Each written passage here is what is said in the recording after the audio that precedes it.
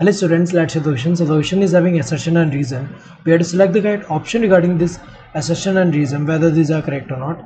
Assertion is PS1 and PS2 are named in the sequence in which they function. ये गलत दिया हुआ है.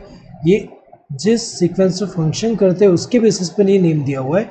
जिस सीक्वेंस में इनका डिस्कवरी हुआ है, डिस्कवर्ड, जिस सीक्वेंस में डिस्कवर हुए हैं, पहले जो फोटो सिस्टम डिस्कवर हुआ है उसको PS1 बोल रहे हैं, उसके बाद जो हुआ है वो PS2 है. तो अगर हम देखिए गलत दिया हुआ है, फंक्शन के बेसिस पे नहीं, जिस सीक्वेंस में डिस्कवर हुआ है उस सीक्वेंस के बेसिस पे.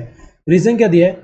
During non cyclic photophosphorylation PS2 works first and then PS1. तो ये तो सही दिया हुआ है.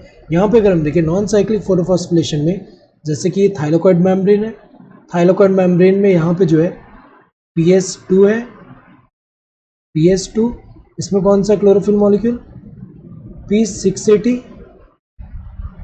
P680 क्लोरोफिल ए मॉलिक्यूल है.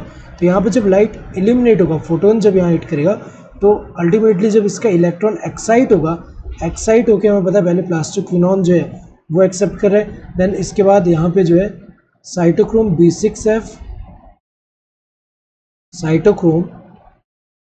B6F के पास जा रहा है. देन वही इलेक्ट्रॉन जो है प्लास्टोसाइनिन किसको दे दे रहा है यहाँ पे? ये जो है PS1 को. तो यहाँ पे अगर हम देखें पहले ये वर्क करे उसके बाद ये वर्क कर रहा है. और PS1 जो है इसमें कौन सा होगा? P700 मॉलिक्यूलर क्लोरोफिल ए का.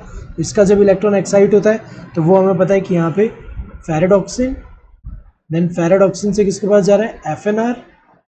और ये FNR क्या है?